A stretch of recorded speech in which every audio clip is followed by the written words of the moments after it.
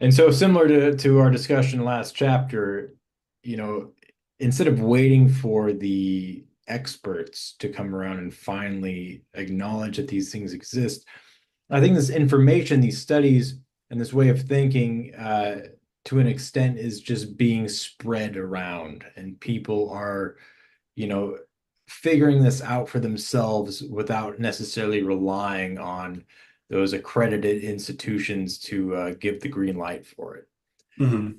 it.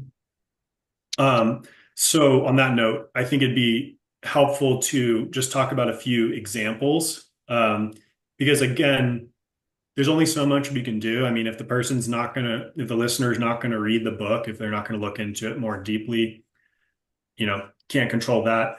But just for so many people who I know would be skeptical for one reason or another, or by skeptical, I mean averse to and holding this at arm's length and not wanting to believe it. You know, I think it'd be helpful to look at some examples of like, you have heard this stuff is ridiculous. You have heard it's nonsense. You've heard you're not supposed to give it any credulity.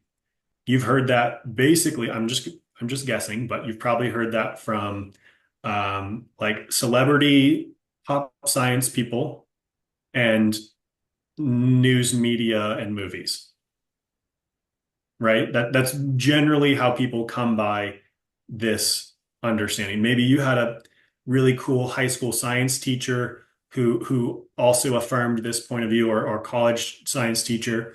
Um, but let's just look at a couple of the examples that we can see in modern day, and we'll start with some really non-controversial ones that show that this is really not a pattern that we can trust of just, oh, somebody said so and they know what they're talking about.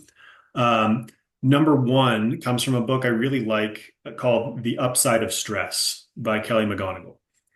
And she has a whole chapter on how stress got a bad name in the media. And basically, I mean, I think anyone off the top of their head could think of some headlines like stress causes cancer, stress shortens your life, get rid of stress, it's killing you. That sort of stuff is just rampant out there. Um, and when you read the book, The Upside of Stress, she basically debunks all of that and says, these headlines are actually a problem. Actually, she provides evidence to say that those headlines are actively hurting people, if not shortening their lives. Um, so when you start to see stuff like that in the scientific field, you can start to sort of think, oh, and this is kind of obvious when you say it, but the headlines and the media are not reliable sources of accurate scientific information. Yeah. Right.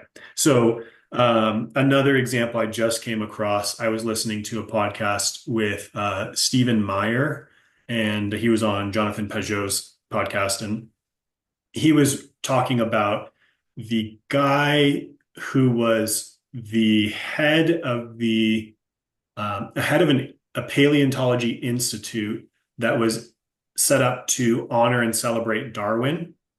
Hmm. And I think he was in Germany. Yeah. Um, and he was like all Darwin all the time. He loves him. He thinks any alternative Darwin stuff is just nonsense.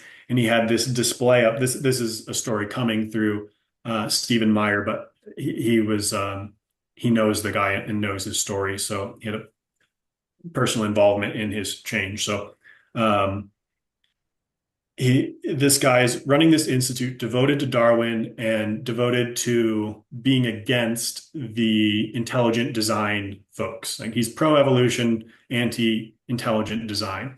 And he had this display in his studio of a set of balance scales.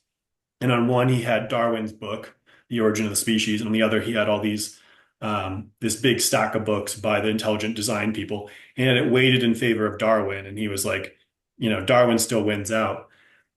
Well, basically, from what Meyer was relating, someone was just like, hey, you should probably read their books if you're going to basically trash them.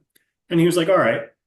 and then he read their books and was like, uh-oh, they have good arguments. And so I think, and so ultimately he is actually now pro intelligent design. And even though he was like the top guy, pro Darwin, you know, Good old respected, conversion right there. Yeah. right? He's a respected scientist. He's running in scientific circles. But I think this illustrates a really common just reality that we have to recognize is that no matter how scientific someone might be, doesn't mean that everything that they believe is rigorously tested and that they've looked into the counter evidence.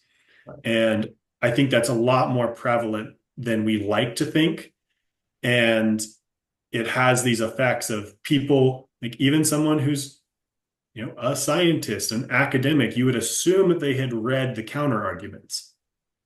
But you can't read all the counter arguments in the world. And so people just don't. And they just assume, well, someone else did the work for me. I trust them. Therefore, I'm going to stay on their side. And they get really confident and they just eschew anyone who's saying the opposite. Like, I know you're, no, no, no, that's nonsense. But there's so many cases of these, so many times when people look in to the opposite point of view, it turns out people haven't been doing their homework. They haven't been dealing with the fundamental explanations and the tests and the counterproofs. And when they end up looking at it, they go, uh-oh, I've been radically supporting this other side that I just assume had all the smart people on it. And it turns out that we haven't addressed these arguments well at all. And there's really good counter arguments. And now I need to look into it. And then things end up flipping around. So that's two examples, stress and evolution, where high level scientists in the appropriate fields are looking into the things and be like, things are very different than we're being told. And I mean, this cascades all the way down through all sorts of modern stuff that we've experiencing, but we just have to face it. We do not have a trustworthy um, vehicle of information for informed decision making, especially on issues that are disagreeable or remotely controversial.